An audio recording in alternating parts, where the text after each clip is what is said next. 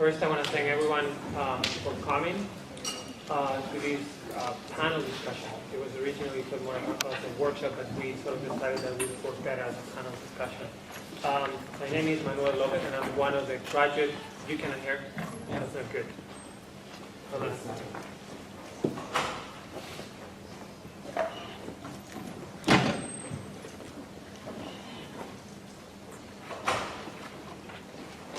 Can you hear now? All right. So, as I was saying, thanks everyone for coming. And my name is Manuel Lopez, and I'm one of the graduate students at the program at UVA. And what we are going to do today is to have a panel discussion with the title actually is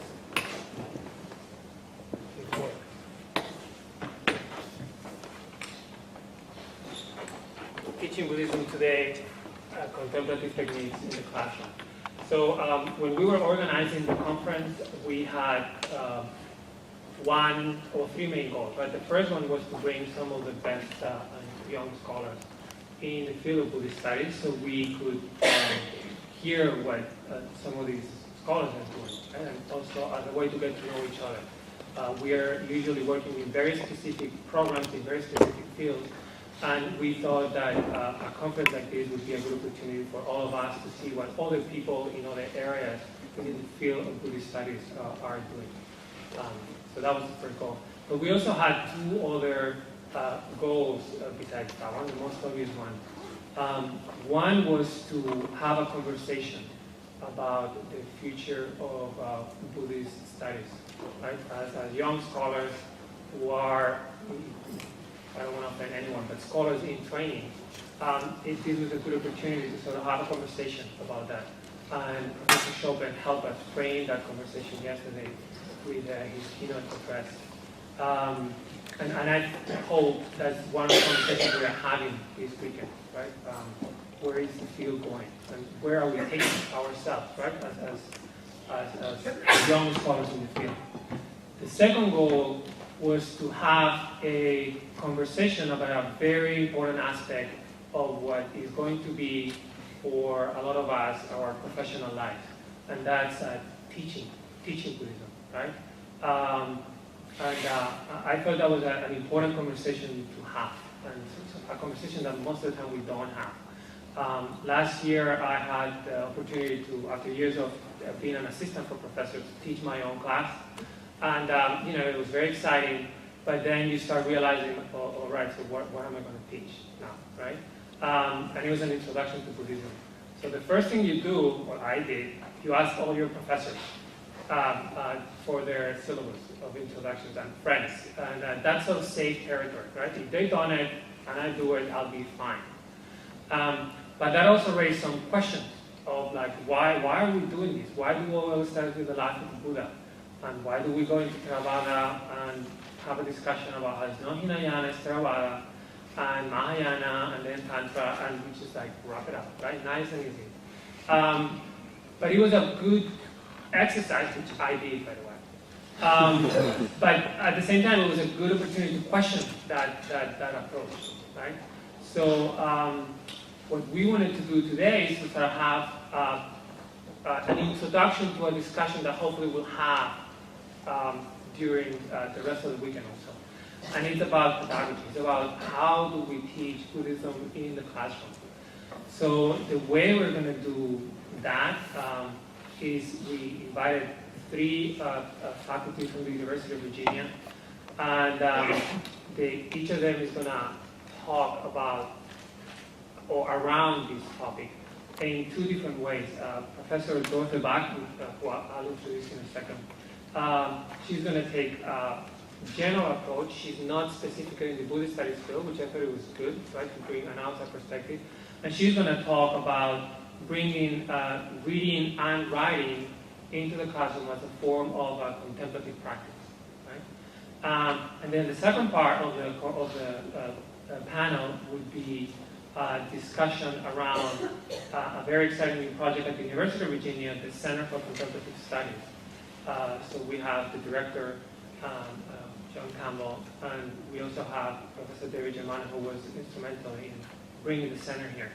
And part of that conversation is going to be how do you bring contemplative practice into the classroom, right? Being part of the academic practice, right? So that's just sort of like a small introduction to our conversation that I hope is broader and bigger, right? So we can have in the discussion after the presentation, but also during the rest of the weekend. So the way we're going to do this, each of the presenters is going to talk for around 20 minutes, 15, 20 minutes. And then at the end of the 3 presentations, we can have a larger discussion. So that's when I hope you all participate, bring questions, and then all of us, 3 presenters, can sort of have a conversation about it, right? So our 3 guests are Professor Dorothe, and she's an associate professor and assistant director at the Teaching Resource Center, right? And she also directs the Excellence in Diversity Fellows Program, which is a nationally recognized early career faculty development program. And she also presents and organizes workshops through the Teaching Resource Center designed to enhance teaching and faculty development at the university. And she was also very helpful helping me think how to organize this class, so I want to thank her for that. Our second speaker will be Professor John Campbell, who is the director of the Center for Contemplative Studies. And he's also a renowned yoga practitioner and teacher who started practicing Ashtanga yoga with the late Sri K. Bhattavi, right? And he's one of the few certified teachers of Ashtanga yoga worldwide. And he received his PhD in the Religious Department of Columbia University, focusing on Indian and Tibetan Buddhist tantric systems. And our third speaker, who is not here, but there, Professor David Germano, and he's a professor at the Department of Religious Studies here, among many other things. Some of the other things, he's the co-director of the Tibet Center. He's the director of Shanti, which is an acronym, Science, Humanities, and the Arts Network of Technological Initiatives. He's also the editor of the Journal of the International Association of Tibetan Studies, and he's the founder and director of THL, Tibetan Himalayan Library, right, which probably many of you already know. So he'll be the first speaker who joined us later. So why don't we start with, yes. So I'm the odd dog out, obviously. I don't teach in Buddhist studies. I teach a humanities class, however, I also teach graduate students. So if you are thinking about introducing contemplative pedagogy into your classes, you should technically have it much easier than I did. Can you hear me, by the way? Yes. Not really? It's supposed to be on. A little closer. Okay, so you might have other reasons for feeling a little odd about contemplative pedagogy within your field. I know that religious studies has traditionally tried to not mix practice and theory or academic learning together, so you have another host of issues to be thinking about why you, if you're interested, why you would want to think about bringing contemplative practices into your teaching. So I will actually do something very odd for me. Usually I do workshops and I do very interactive classes. I will actually read some notes. I thought I have very little time. I want to be coherent. Plus I'm working on an article and I might as well try out some of those ideas on you. So your feedback will be helpful afterwards. So I put this slide together, and this is one of 2 slides. And just to give you an example of what's out there. So the simple definition you can read up there, what's contemplative pedagogy, and then also to have a sense of what we understand when we talk about contemplation. And simply it will depend on who is bringing contemplative practice into the classroom, where they are drawing their inspirations from. This can be Buddhist meditation, it can be Ashtanga, it can be all kinds of different things depending on your tradition, your personal background, your interests. So you can approach it from a lot of angles. The remarks you're about to hear are informed by my many identities. Here are 3 of them.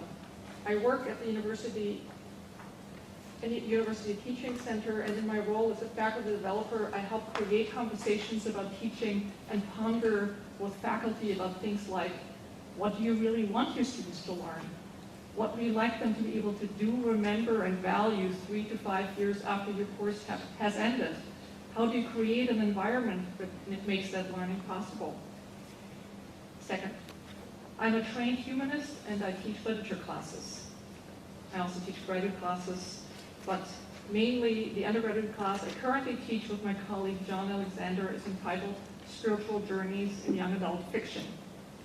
I firmly subscribe to the notion that there's something wonderful to be gained from the knowledge that literature classes and the humanities in general offer.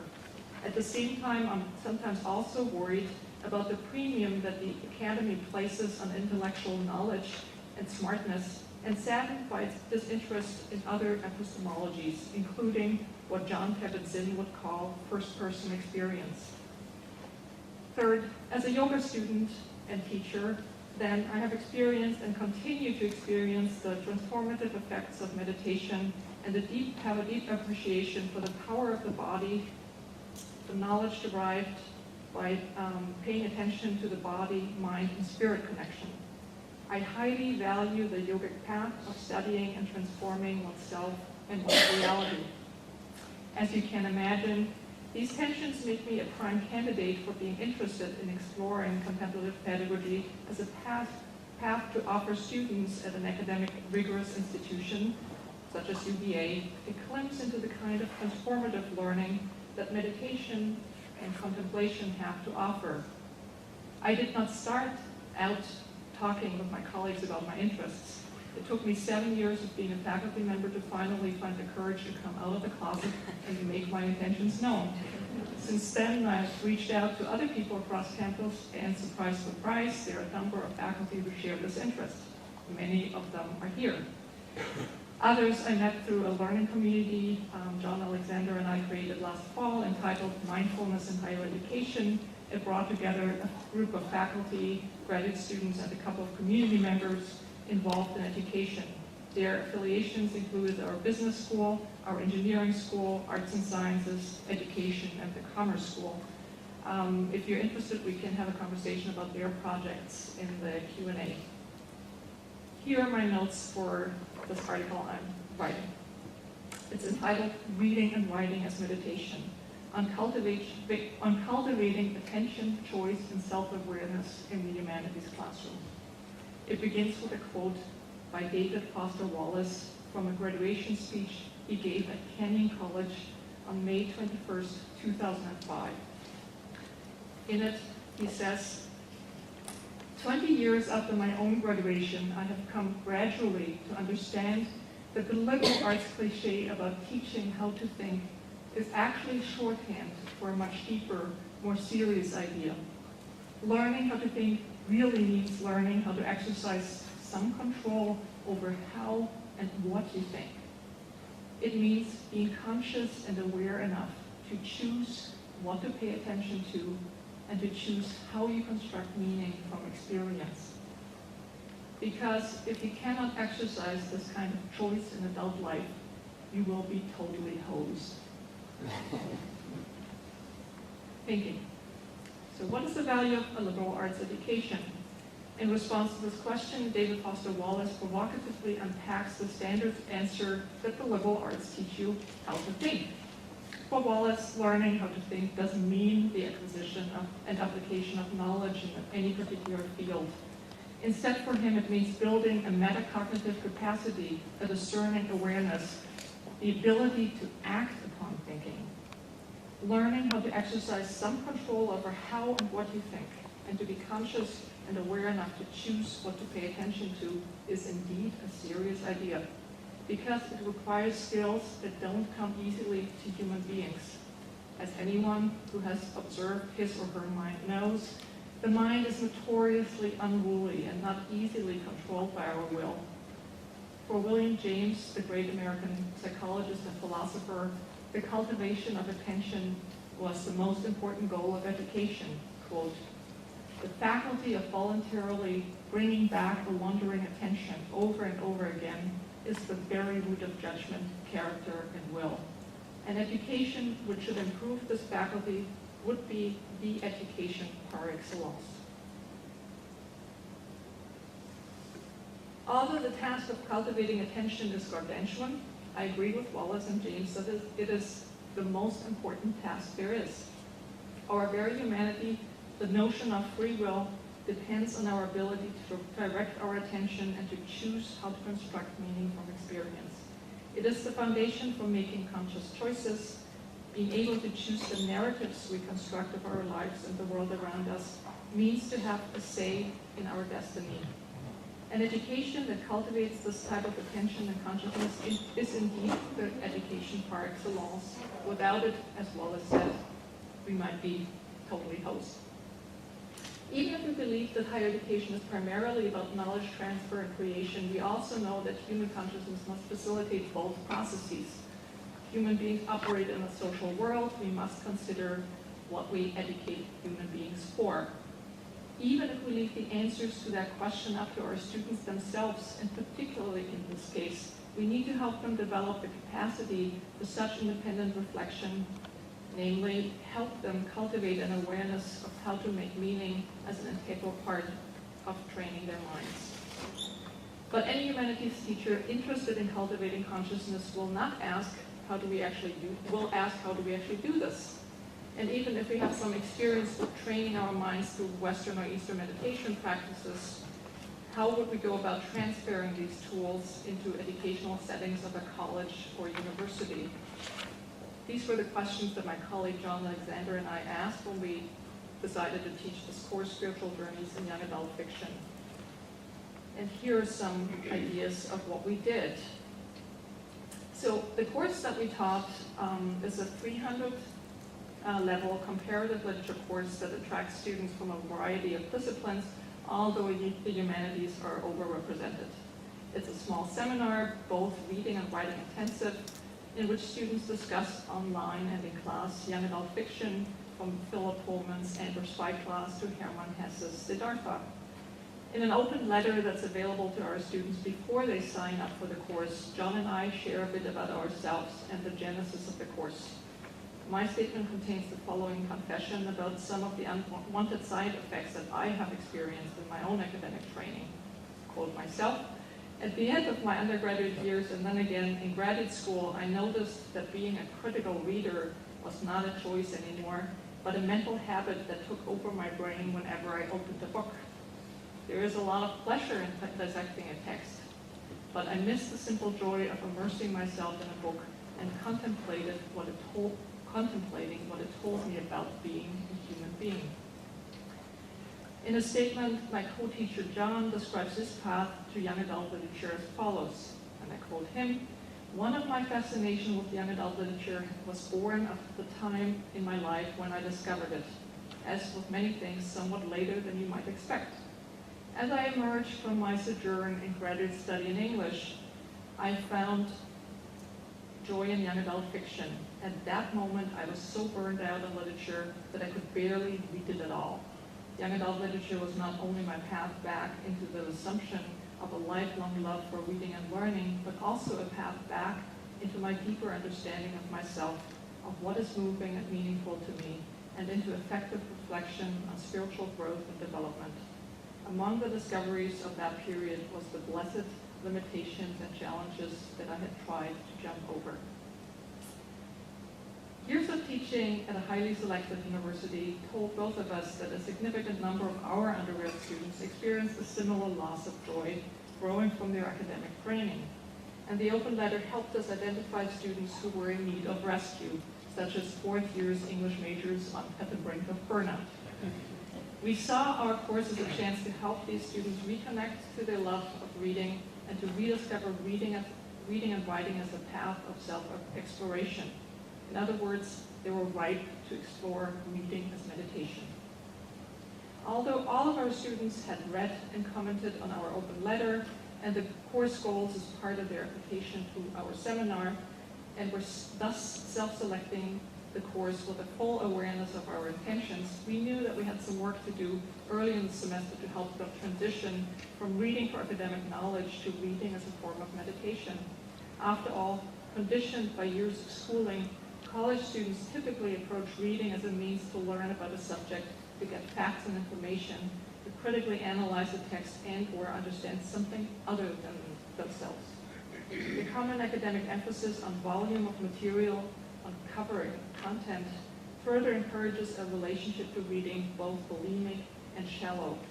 Historians remind us that our educational system has never been designed to encourage young people to engage deeply with the text. Quote, instead, education, especially in its liberal arts embodiment, has been devoted to providing students with navigational tools, with enough knowledge to find their way through situations that they might confront later in life. Loving to read, and I'd add, reading as a form of meditation, is largely alien to the history of education. Knowing that savoring books and adopting a contemplative stance necessary for self-discovery are rarely learning outcomes specified in a college professor's pedagogical plan, we asked ourselves, how could we design a learning experience for our students that would encourage them to get into a contemplative mind frame and read in an unhurried fashion without a particular goal in mind, open and attentive to whatever arises within? How could we foster an emotional openness to the subjective experience that can make reading a fertile bed for contemplation and self-exploration? So this is what we did early in the semester. So we assigned them folk tales and an excerpt of Bettelheim's psychological analysis. And although a number of our students had the common reaction of skepticism that a folk tale carried the weight of Bettelheim's deep reading, we asked them to remember the experience of reading and hearing such stories as children. Students often remembered those early experiences as having a profound and unquestioned reality. We also suggested that students ask a friend or a roommate to read to them as they snuggled into their favorite chair or into bed. Many students reported that this experiment triggered bodily memories of being read to as a child. They remembered the feeling of suspense in their stomachs and the sadness of joy manifesting in the hearts in response to a beloved heroine's adventures. These memories of a kind of depth, quite different from the depth of analysis, served as an opening for the students to experience again the realities of the pleasures of reading that they had lost as they matured. As we move forward, we encourage students to consider, carefully choose a space for reading, to monitor their inner attitude when opening a book and possibly shift it to a charitable and patient one, and to pay close attention to the physical sensations and emotions that the reading triggered in them. Here is how one of our students describes her experience. They all kept a blog, they all read learning portfolios.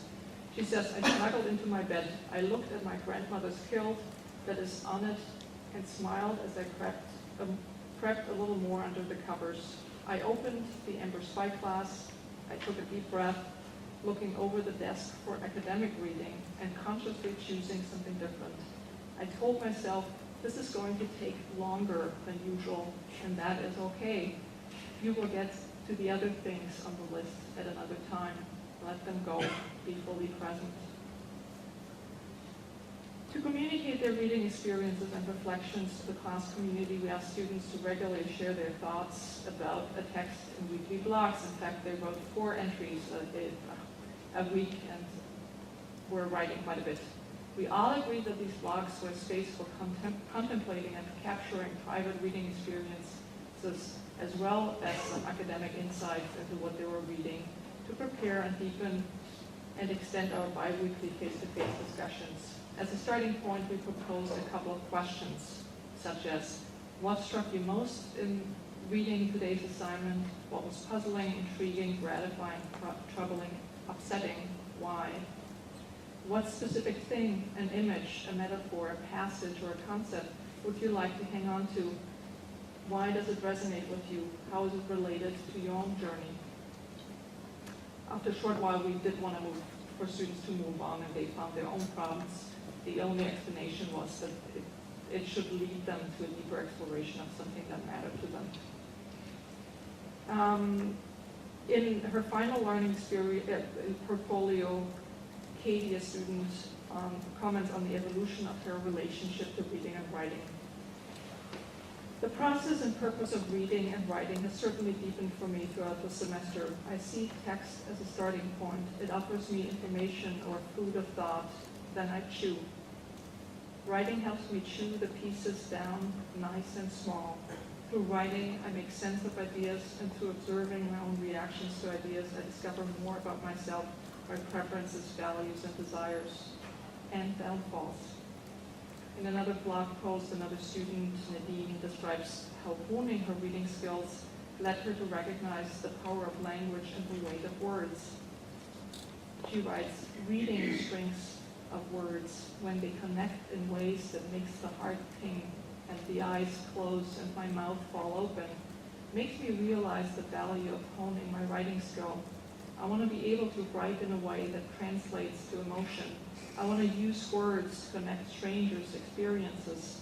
I want more words to make people ask questions of themselves. I want my writing to be accessible, open 24/7, handicap access, public transportation, the works. At the end of the semester, another student identifies a post as one of the milestones on her path to recovering her creativity. In her final learning portfolio, she reflects on the process of noticing the effects of her academic training on her mental habits and her creative self-expression. Another student quote, I'm almost done. Like with reading, there is an adjustment period of understanding the different modes of academic writing and writing for impact. In the feedback on my first reflective essay, it was clear that I hadn't quite made the jump. I was stuck in the abstract and afraid to let the feelings and imagination find their place in making an argument. We all know how important it is to be able to connect to something, to write a powerful piece of paper. They are truly the stars of the show, and I had left them out, falling back into academic habits of solely abstract thinking. But by the time I gave writing another shot, this time in a solely creative and imaginative realm, I was able to give in to the sensory writing that I love and actually get a reaction. I still think about my peer reviewers' comments on my creative writing project, which showed me that I had written in a way that made people feel. I had made words hold the responsibility they deserved. On choosing one's narrative, that's the second to final thought. In solitude, fleeting experiences could become the object of contemplation and conscious meaning making. I'm quoting one more thing because it's so really beautiful. Another learning portfolio entry.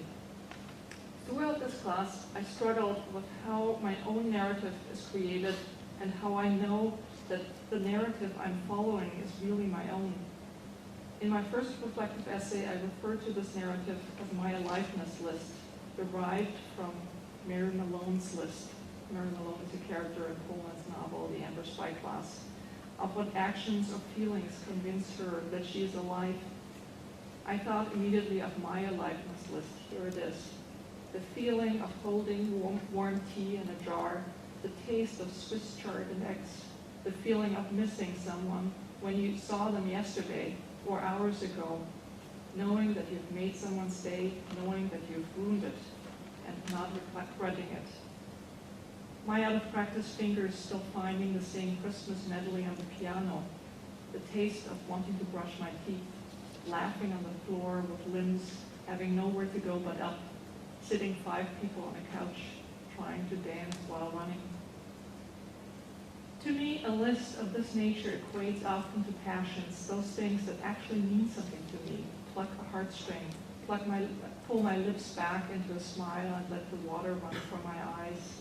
This list outlines why I care, but that isn't so straightforward. I realized how easily I compare my list or narrative to others, and how easily some relationships make me question the genuineness of my own narrative.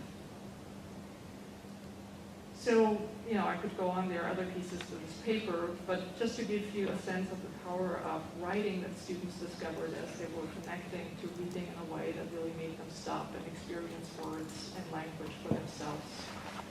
There's a little epilogue that I need to read.